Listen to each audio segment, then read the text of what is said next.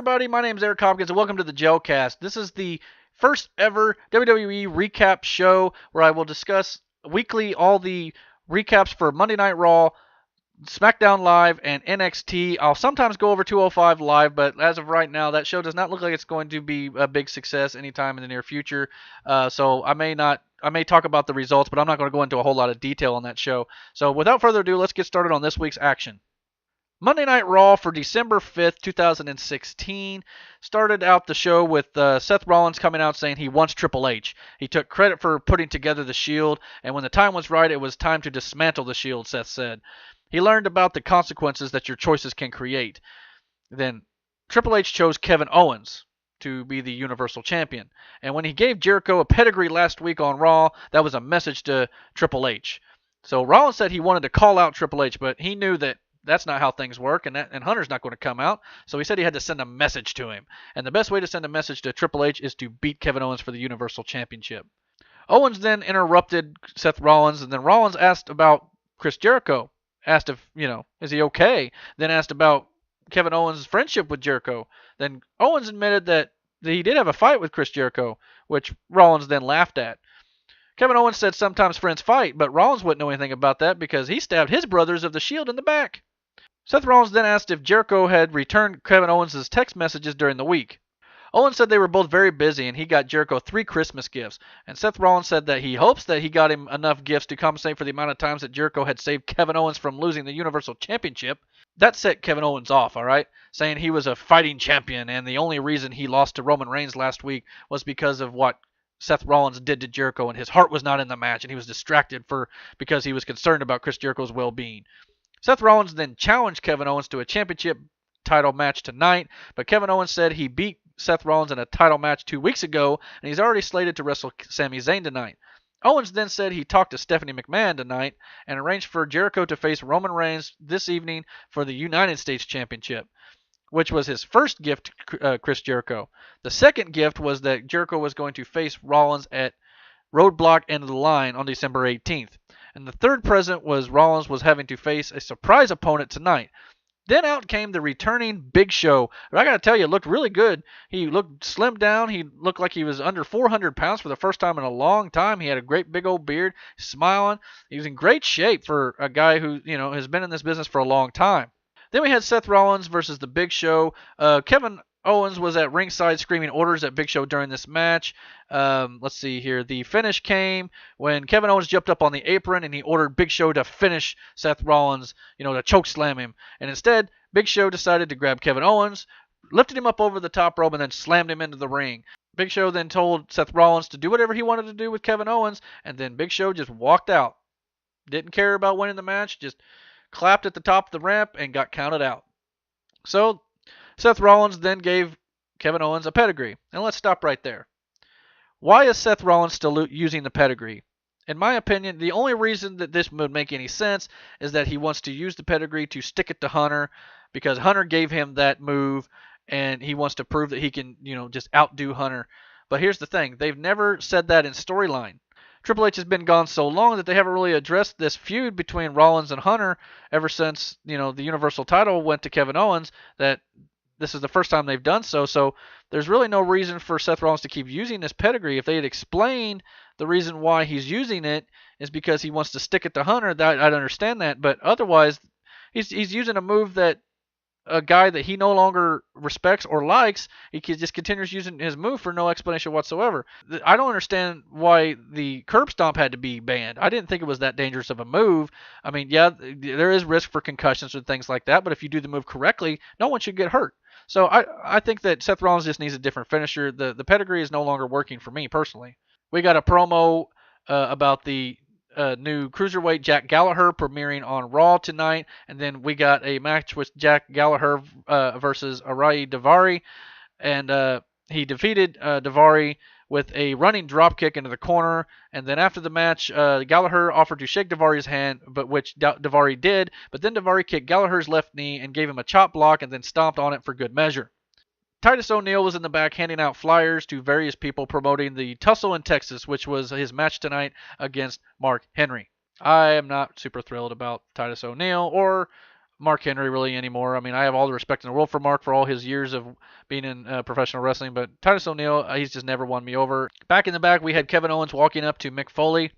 And Owens was upset about having a match with Sami Zayn tonight after taking a pedigree from Seth Rollins. And here we go again with Kevin Owens against Sami Zayn, a match that they said months ago that was the end of a feud and we wasn't going to see. And here we are once again seeing the exact same match again for the 1000th time, and it just kind of gets old after a while. We want to see new feuds, and we're going back to the same old hat that we get. Granted, Owens and Zayn have great matches together, but I would rather see new, fresh rivalries. Owens then goes on to say that if Stephanie was here, it wouldn't be happening tonight. And Foley said, well, Stephanie wasn't here tonight, and the match with Sami Zayn was the one to take place anyway. So then Kevin Owens saw Chris Jericho walk up, who looked disinterested in Owens altogether. And then Kevin Owens told him about the gifts he got him, including the United States title match with Roman Reigns and his match against Rollins at Roadblock to get revenge for the pedigree on the car last week. Kevin Owens then wanted to see if they were good, if they were chums, if they were pals. And Jericho said, no, we're not good, and just walked off. Elsewhere in the back, we got Enzo Amore and Big Cass talking backstage, and then they both saw Rusev yelling at Lana for no apparent reason. It wasn't explained right away. Enzo then wanted to intervene, though Big Cass tried to stop him. Enzo probably should have listened, as we're about to get to. Enzo went over there anyway, and Lana said he was trying to help, but then Rusev called her pathetic, and maybe she deserved to be with Enzo or this guy instead. And then Lana took off her wedding ring and asked if Rusev knew what this means, and he said, "It means you're my wife." And then she threw the ring down, and then Rusev walked off. Enzo then told Cass to go on home and put the plate on the stove, and he would be home later. So Enzo then tried to sweet talk Lana. Later, Lana said she felt Rusev took her for granted, and then Lana said that Rusev should be taught a lesson and invited Enzo to her hotel room and muttered something in Russian that Enzo didn't understand. And it was at this point I knew immediately. All I could think of was the Return of the Jedi line where Admiral Akbar is saying, "It's a trap!" This fool, Enzo Amore, after the struggles he's had with Rusev over the last few weeks and Rusev destroying him, is just going to blindly fall for this out of lust, basically. He just, sees a beautiful girl, and Lana is beautiful. Do not get me wrong. But how foolish do you have to be to know that this is not a setup, as we're about to get to here in a little bit? We then got the Universal Champion Kevin Owens defeating Sami Zayn in a non-title match. The finish of the match happened when Sami Zayn delivered an Explorer suplex on the floor and rolled Owens into the ring, and then Sami Zayn then ran at Kevin Owens into the ring, and then Owens immediately caught him for a pop-out powerbomb for the pin. Roman Reigns walked into Chris Jericho's locker room, and then Reigns thought he saw car paint on Chris Jericho's forehead due to the pedigree that Seth Rollins gave him last week, which Jericho, was rubbing his forehead, and he denied he had no paint on his face. Then Roman Reigns then told Chris Jericho to get focused because they have a match tonight. And Jericho said Roman Reigns had gotten lucky lately, but tonight Chris Jericho might be the lucky one. And Roman Reigns said maybe Jericho was doing Owens' dirty work again, and maybe he should think about that. Also backstage, we got Charlie Caruso interviewing Sasha Banks, and Sasha Banks, who sounded very hoarse, she sounded like she had a cold or sick or something, and said that the match last week against Charlotte took everything out of her. She walked into Charlotte's kingdom and walked out with the crown, being that the match was in Charlotte, North Carolina. Sasha Banks said that Charlotte doesn't deserve to live under Ric Flair's legacy. She said Flair deserves better, and she admitted that Charlotte brings out the best in her, so she can't wait to do it again. Then Charlie brought up Charlotte's tweet for a rematch, and Sasha Banks challenged Charlotte to an Iron Man match because there's only one Iron Woman on Raw, and it's her. An Iron Woman match could be interesting between these two. They both have the talent to go. At first I thought I hope they don't do a 60-minute Iron Man match, but then it was announced that they are going to be in a 30-minute Iron Man match with two women. I don't know why they're just not calling it an Iron Woman match. That makes more sense to me. And maybe they will before the pay-per-view, but they've only got about a week and a half before that match. Some of the old Iron Man matches with Shawn Michaels and Bret Hart and Rock and Triple H, or they're iconic. This will be another first for the women's division, and it could be entertaining to watch. We'll just have to see how well they execute. We got a promo package for Rich Swann. He talked about his father dying when he was only 12 years old. Boy, that's tough. And his mother passing at 16. Also tough. He felt like he was never supposed to make it to the top, but he did. His voice played over highlights of his title victory over Brian Kendrick on 205 Live last week. His post-match interview included Swann thanking his mother. Kendrick then faces Rich Swann for the Cruiserweight Championship on 205 Live the following night. And then in the next match, WWE Cruiserweight Champion Rich Swann then defeated the former champion TJ Perkins in a non-title match. The finish happened when Perkins ran off the ropes for a dropkick, then bounced on the top rope and jumped, but then Rich Swann caught him with the spin kick to finish him off. Next up, we had Bayley come out with a new little gimmick she's got where she's throwing bears that you can buy called Bayley Bears, and they hope to sell a bunch of these, I'm assuming, for Christmas or something like that. The announcers then explained that Bayley tried to give a Bayley Bear to Cedric Alexander, who Alicia Fox has had a crush on, as we've seen on 205 Live. And so Alicia Fox thought Bayley was trying to move in on Alexander when Bayley was really just trying to be friendly. So this match happened due to that reasoning. Bayley then blocked a clothesline and pinned Alicia Fox with a Bayley to belly suplex for the victory. We go backstage again, and Enzo Amore walked up to Cass, and he was very excited about Lana inviting him to her room. He couldn't wait to get there. And then Big Cass tried to warn him, but Enzo received a text message from Lana showing her nude from the neck up. I don't know why that would excite somebody. I mean, it's just, from here to here, it's not, but then Lana is a beautiful woman, like I said. Enzo then took off running, and at that point, Rusev walked up to Big Cass and demanded to know where his wife was. Cass then said he didn't know and then turned his back on Rusev, and Rusev got mad at this and then challenged Big Cass to face him in the ring tonight. At this point, from watching wrestling for so many years, you got to know this is a trap, and, obviously, I mean, it's all for entertainment purposes, of course, but at this point, I could see exactly where this was going. Mark Henry defeated Titus O'Neil in literally less than a minute. The announcers built this up like it was a battle of the Titans, including a tale of the tape graphic to show how they matched up against one another. But then Mark Henry pinned Titus O'Neil with the World's Strongest Slam, and that was pretty much the entire match. At least it was very short.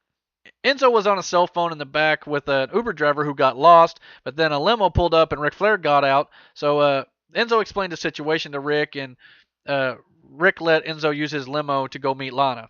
Jericho was on his way to the ring when Owens stopped him. Owens told him he was there to make sure there was no injustice when Jericho told him to stop. And he told Kevin Owens he didn't need him to win, but to stay out of his business tonight and to just stay away from him. Jericho looked clearly upset about this whole thing and just acted like he didn't want anything to do with Kevin Owens. Then we got the United States Championship match with Roman Reigns defeating Chris Jericho to retain his championship. There was a great series where Jericho went for the walls of Jericho, but Roman Reigns countered it into a small package for a 2 count. Jericho then scored a double leg and cinched in the walls of Jericho to a big reaction from the crowd. Roman Reigns then made the ropes, but Kevin Owens then ran out to give Reigns a super kick.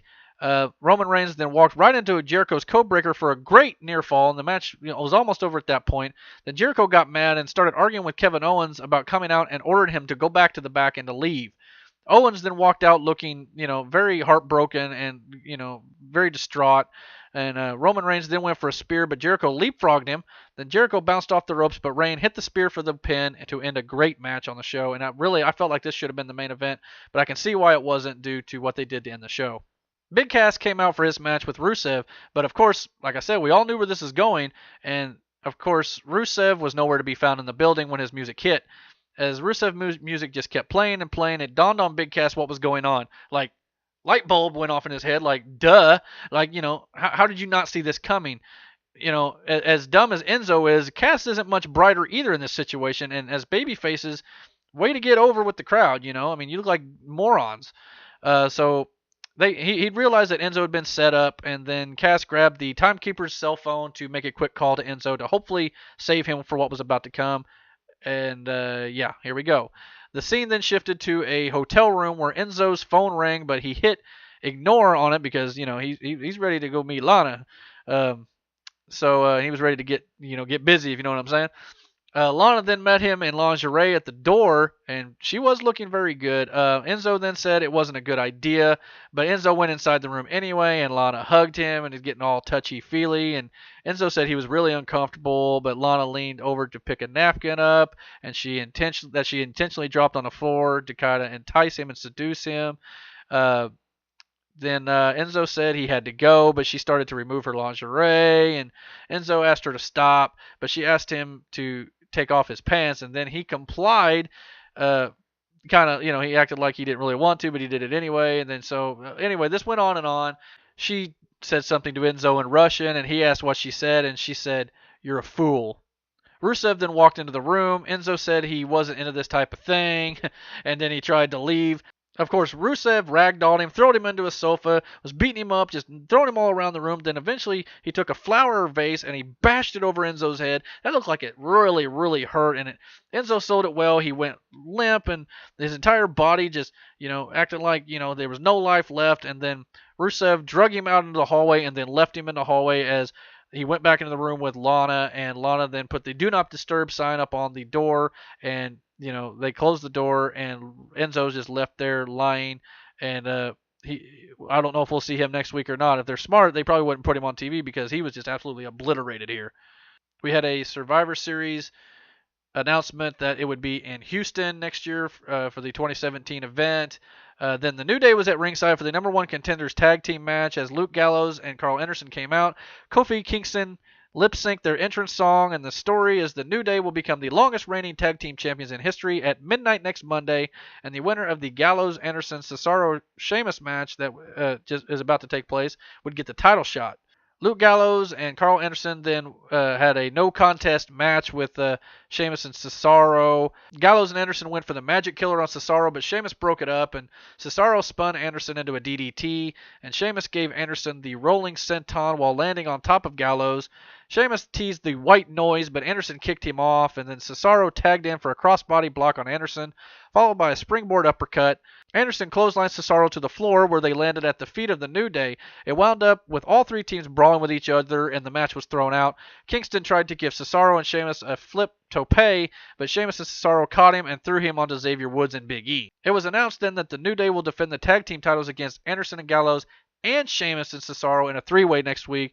And if they win that match, or if they can somehow survive, they'll become the longest reigning tag team in history. Charlotte came out for the main event segment of the night to apologize to her father Rick for the way she treated him in May. She basically told him, to get out. That she didn't need him anymore. She didn't want to live in his shadow, and she was very rude to her father here. It was very despicable, but very good for a heel. She did a great job doing so, and Rick sold it with the crying and the whole 9 yards. And Charlotte looked stone-faced for this, so she actually was apologizing for what she said to her father that day. And they replayed the scene over and over and over again throughout the night. And then Charlotte said when she lost her championship last Monday, that was very hard for her to take. And the WWE means everything to her, and the title means everything to her. The crowd chanted "What" to her, which, Charlotte just rolled right through. She said it was harder to watch her father raise Sasha Banks' hand last week. It was like Flair was saying, Sasha is the competitor he wishes his daughter would be like. Then Charlotte said all she ever wanted was for him to be proud of her, and no one knew what it was like to be Ric Flair's daughter. She watched from the crowd and watched Ric Flair raise Sasha Banks' hand, and it felt like she had failed as Ric Flair's daughter. She claimed not to have seen her father in 6 months and asked him to come out so that she could apologize to him face to face. So Ric Flair looked like he was on the verge of tears as he came out to confront Charlotte, and Charlotte smiled as he walked in, looking all proud to be, his daughter, and that Rick was her daddy. But he didn't hug her. He just stood there and waited for her to talk, and she said she was very sorry, and the crowd chanted, "Who's your daddy?" which was a great a chant from the crowd there. I got to give him credit. That was pretty funny. Then the two hugged, and it looked like they were going to make up. And then out of nowhere, Charlotte slaps Ric Flair in the face and calls him a son of a bitch. Pardon my French, but that's what she called him. Then she screamed she was his daughter, and who was Sasha Banks to dedicate her victory to Charlotte's father? So then Sasha Banks came out to save Rick, but Charlotte kicked her going under the ropes. Then Charlotte kneed Banks to the head and threw her into the barricade. Then Charlotte lifted Banks into a powerbomb position, then hoisted her into the post. Then Charlotte screamed to her father that she was the woman and the only woman, and Charlotte dragged her lifeless Sasha Banks to be in front of Ric Flair and told him that this was his trophy. And then Ric Flair was in tears as Charlotte taunted Sasha Banks as Raw went off the air. This was a very good ending segment. I thought Charlotte was absolutely great here. Very cold-hearted, but she sold it well early on, looking very remorseful for what the things she's done. Charlotte is very good on the mic. She has grown into very skilled with the microphone.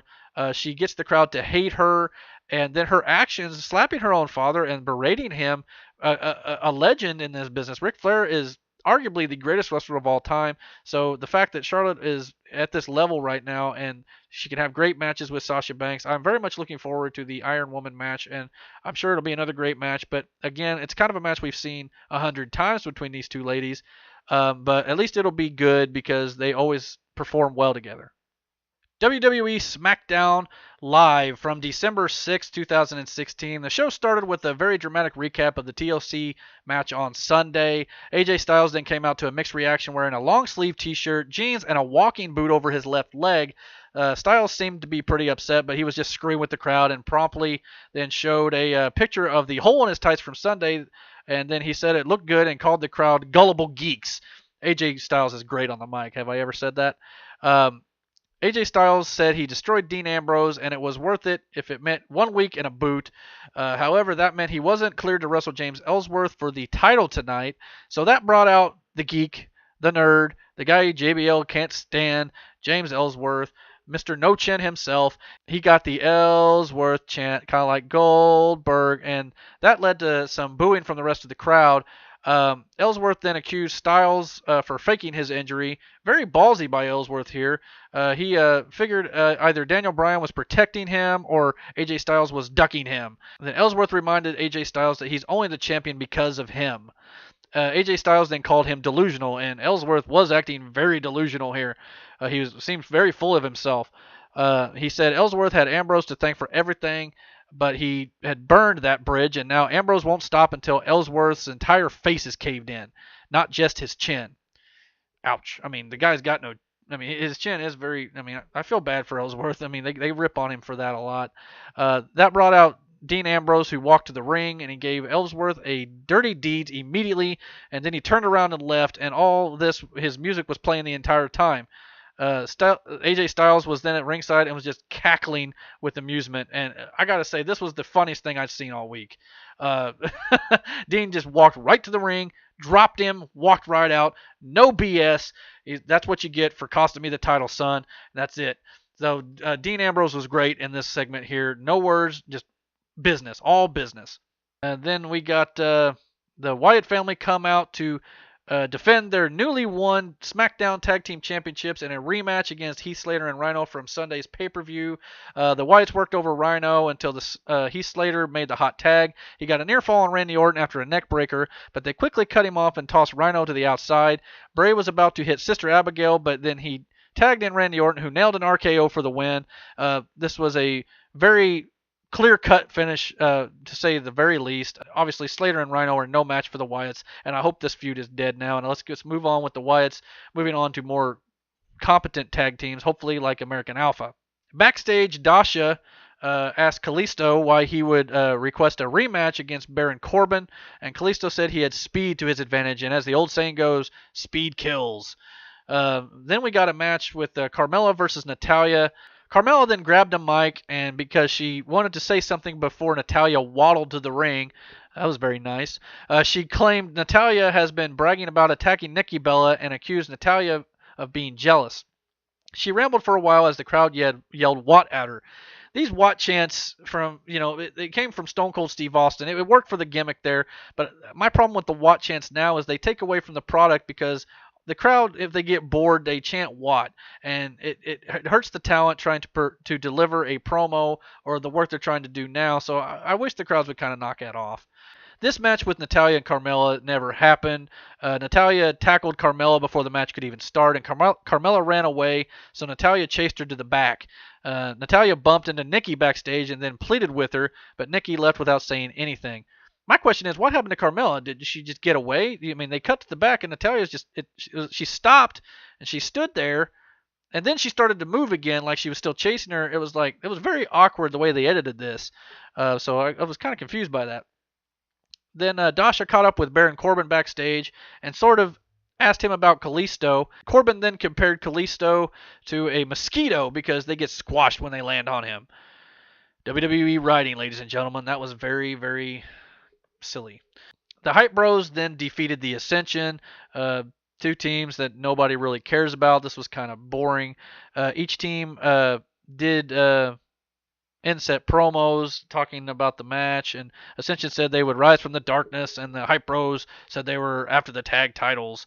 Zack Ryder and Mojo Rawley won quickly with the Hype Rider. At least it was quick. Then they plugged 205 Live with Rich Swann versus Brian Kendrick, which is the exact same match they did last week, and the show was the exact same thing as it was last week, so I'm not even going to really get into it here. Then we had Miz TV with Dean Ambrose. Miz and Maurice came out to booze, and Miz asked where his "You Deserve It" chants were. Miz then said Dolph Ziggler was permanently in his rearview mirror and introduced Dean Ambrose. Miz tried to egg him on and asked how angry he must be. Then Dean Ambrose said he wasn't angry. Miz has never seen him angry. He was just surprised, though, after everything he had done for James Ellsworth. Then Miz accused him of using Ellsworth for his own agenda and deserved what he got. He said Ambrose also robbed them for seeing Ellsworth versus Styles tonight and reminded Ambrose of his loss.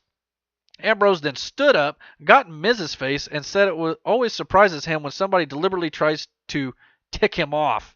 Miz stood behind Maurice and reminded Ambrose again he came up empty-handed at TLC. However, Miz had a gift for Ambrose.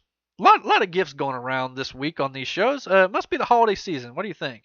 The first ever Miz Participation Award, which is a framed picture of Miz and Maurice. The crowd then chanted, "You deserve it," which was pretty funny. Miz congratulated him for trying, and then Ambrose said he was about to try shoving the award down his throat when Daniel Bryan came out and interrupted. Bryan didn't want Ambrose to attack Miz because he would rather see them in a match in the main event. Then the crowd chanted, "Yes, yes," and then Bryan asked if they were doing that because they wanted an Intercontinental title match. And they chanted, "Yes, yes," again. And so he made it official, and Miz was ticked off. So Ambrose seemed content with all this, though. Why not? Then Baron Corbin defeated Kalisto. The finish came with Corbin standing outside the ring, Kalisto hitting a moonsault off the top, followed by a tornado DDT and a spike Rana for a 2 count. Then Kalisto tried a tilt-a-whirl move, but Baron Corbin countered into the end of days for the win. Match was only, a couple minutes long. It wasn't very long at all. Just a regular SmackDown match. A sad-faced Nikki Bella then bumped into her 13-year-old guest, Sophia Grace, who was just walking around alone backstage, and they talked about some stuff, and Nikki was not sad anymore after that. They aired a segment from earlier today of Breezango giving American Alpha tickets for being ugly. Then Chad Gable told them to shove it. Chad Gable then defeated Tyler Breeze. Fandango then tried to get involved, but so Jason Jordan gave him a belly-to-belly on the outside, and Chad Gable won very quickly with an O'Connor roll into a bridging German suplex. The Alexa Bliss Championship celebration was up next for her winning the SmackDown Women's Championship on Sunday. Alexa posed with the title to a big pyro display. Ding dong, the witch is champ. She referenced what Becky Lynch said about her last week and responded, "This little bee now runs the whole SmackDown division." Then Becky Lynch interrupted her. Lynch then admitted she didn't get the job done on Sunday, but she couldn't stand that a petulant little girl was on top. Then Alexa Bliss said you can call her whatever you want as long as you call her the champion. And Becky wanted her rematch right then, right now. And Alexa Bliss teased accepting the match, but then left. This was a really short segment, but it was fine for what it was. It was nothing spectacular. In the main event, we got the Intercontinental Championship match with The Miz versus Dean Ambrose. Ambrose had to stop himself on a suicide dive attempt because Miz put Maurice in the way. Dean Ambrose went out after him and tossed him into the barricade. They went to commercial 90 seconds into the match. It was very, very quick for some strange reason. After the break, then Miz was suddenly in control and used the Daniel Bryan running drop kicks in the corner. Again, as I said on Sunday, they obviously are building up something for Miz and Daniel Bryan. He keeps sticking it to Daniel Bryan by using his maneuvers. The match went on for a bit, and Dean Ambrose hit a suicide dive and followed with a roll-up in the ring with a near fall. Then Miz countered with a DDT for 2. Miz followed with weak yes kicks. Again, the Daniel Bryan moves, but Dean Ambrose ducked the last one and hit a rebound clothesline. Dean Ambrose then went to the top, but Maurice crotched him as Miz distracted the referee. This led to a flying knee by Miz, but Ambrose kicked out. This brought out James Ellsworth. Then Miz went for the figure four, and James Ellsworth jumped on the apron to complain about Maurice getting involved in the match. Dean Ambrose then countered the figure four into a small package, but the ref was distracted. Ambrose got up to see James Ellsworth on the apron, but Miz caught him from behind with the skull-crushing finale for the win. So now we've got 2 matches in a row where James Ellsworth has cost Dean Ambrose a championship. I don't know. I'm assuming Dean Ambrose will just absolutely destroy Ellsworth after all this, as he did at the beginning of the show, but it may become a little more personal now if he keeps getting in Dean's way. This week's SmackDown wasn't a very good show. I bet a lot of it had to do with the fact that AJ Styles legitimately hurt his ankle at TLC. A lot of people believe it was on the 450 splash that he did on the outside through the table. And I'm sure that threw a bit of a wrench in their plans to whatever tonight's show was, and they probably had to rewrite it on the fly. I'm sure whatever the finish was would have made the show probably a little bit better. But sometimes when accidents like this happen, the show's going to take a bit of a hit when it comes to the overall quality.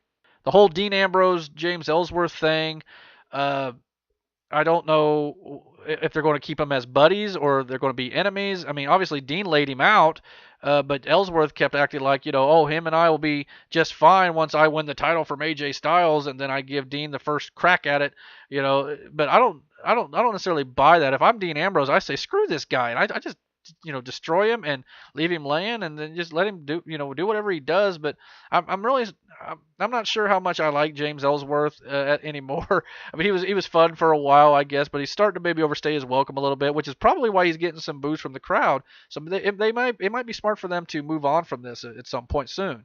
However, I do know James Ellsworth did sign a contract with WWE, so he very well could stick around. As a matter of fact, I wouldn't be stunned if James Ellsworth wins the world title from AJ. I hope they don't do that, because AJ, I think, is a worthy champion to, but I could definitely see James Ellsworth probably winning a mid-card title for sure. Unfortunately, there's not really anything on this show other than the Intercontinental title, and I don't know if that's a good idea to do either right now. NXT on December 7th, 2016, aired on the WWE Network. The show started with the new NXT Tag Team Champions, DIY, Johnny Gargano and Tommaso Ciampa. They went into the crowd and celebrated with the fans. It was a good reaction. Before they could actually talk, they were interrupted by the winners of the Dusty Rhodes Tag Team Classic, the Authors of Pain. Paul Ellering then came out and announced that their prophecy has come true. They are still undefeated, and DIY's celebration is a bit premature. Before Paul Ellering could continue, however, he was interrupted by the top guys, the former champs, the Revival. Revival walked down a nearby set of steps, so they didn't have to walk by Authors of Pain. Smart move. They declared themselves to be the real number one contenders for the NXT Tag Championships and stated that both teams advanced at different points because of them. The Authors of Pain then walked down the ramp and shoved Revival on their butts. The former champs then scurried away as Paul Ellering declared that his team was the next NXT Tag Team Champions. Alexander Wolf and Eric Young with Nikki Cross defeated No Way Jose and Rich Swann. Not sure if they were just short on time, but they were going through a lot of commercial breaks as the heels got the heat on the Cruiserweight Champion. Then No Way Jose got the hot tag and ran wild on both men. He had the match won with a TKO on Eric Young, but Wolf then broke it up. Swann got back into the ring and hit a huge dive to Alexander Wolf on the outside. Then suddenly, Big Damo appeared and shoved Jose into the ring post. This guy is huge, and he looks kind of like Bray Wyatt, but a little bit bigger. Back in the ring, Eric Young pinned Jose with a wheelbarrow neckbreaker. William Regal then announced that the Arrival will get their tag title shot against DIY at January 11th show, and the winners will defend the belt against the Authors of Pain at NXT TakeOver San Antonio, which will be the night before the Royal Rumble. In walked Ty Dillinger, who wanted to quit, but he was cut off and told that starting next week will be an 8-man number one contenders tournament. Then Ty Dillinger accepted Mr. Regal's offer to take part in it, and he walked off. Regal then finished the interview by gazing longingly at his brass knuckles. Sanity were then walking back to their locker room when Nikki Cross stopped and gazed at the NXT Women's Championship. Asuka then walked up and then smiled at each other. That could be an interesting feud there if they go there. Asuka is obviously undefeated, and then Nikki Cross seems to be just outright crazy. Uh, Ember Moon then defeated Kimber Lee. The former Chikara Grand Champion was making her NXT debut.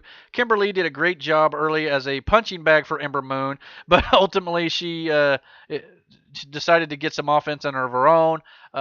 Ember wouldn't take it anymore, so she chopped Lee and snapped off a Hurricanrana.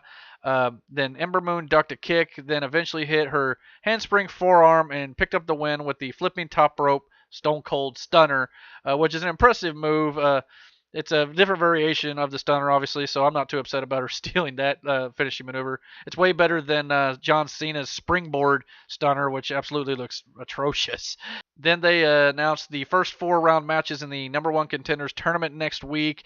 The winners will face off in a fatal 4-way match for the number 1 contendership to the NXT Championship. The first round matches look like this: Ty Dillinger versus Eric Young, Elias Sampson versus Roderick Strong, Oni Lorcan versus the glorious one Bobby Roode, and Andrade Cien Almas versus No Way Jose. If it's me, the winner of this tournament will undoubtedly be Bobby Roode. If it's not, I would be absolutely stunned, because Bobby Roode versus Shinsuke Nakamura will be absolutely incredible, I think. So that's got very good potential to it, because Bobby Roode is over like wildfire, and it is just crazy right now how much he's over with the crowd. Not to mention, have you seen Bobby Roode's entrance? Glorious, absolutely glorious. After the commercial break, we were whisked away to Osaka, Japan for tonight's main event. Shinsuke Nakamura defeating NXT champion Samoa Joe to win the title. The fans very much looked to this in a way American audiences would, singing along with the ring announcers' introductions and then singing Nakamura's theme song, because Nakamura's entrance is also incredible. The ring was flooded with streamers during the intros. Nakamura had the early advantage until Joe pulled the referee in between them and cheated to take the advantage. Joe locked in an STF that turned into a crossface, and both men were covered in sweat and selling the effects of this lengthy battle. Nakamura got out of it eventually and went for the Kinshasa, but Joe turned it into a twisting power slam for a near fall. Nakamura then got out of a muscle buster. Then Joe ducked another Kinshasa and locked on the Conquista clutch. Then Nakamura started slipping out, so Joe dropped him with a series of German suplexes. They fought outside for a little bit, and then got back in the ring, and Nakamura hit the knee to the back of Joe's head and a Kinshasa for the win. Obviously, we all knew this was probably going to happen. It was in Japan. It was, Nakamura's homecoming, so to speak, and it is kind of interesting to see that Samoa Joe loses the title already, making him the shortest reigning NXT champion in history.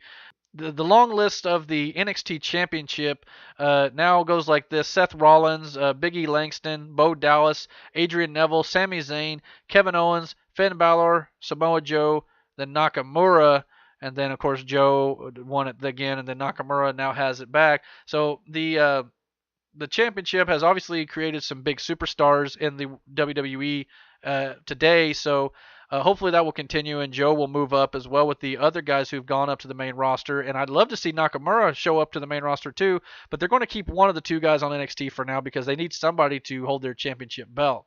Before the show ended, though, we were informed that next week on NXT, Samoa Joe will get his rematch in Australia against Nakamura inside a steel cage. So yes, they are going to do it one more time, but I still think that maybe Nakamura is going to hold on to it this time, because you don't need to keep bouncing these titles back and forth like this.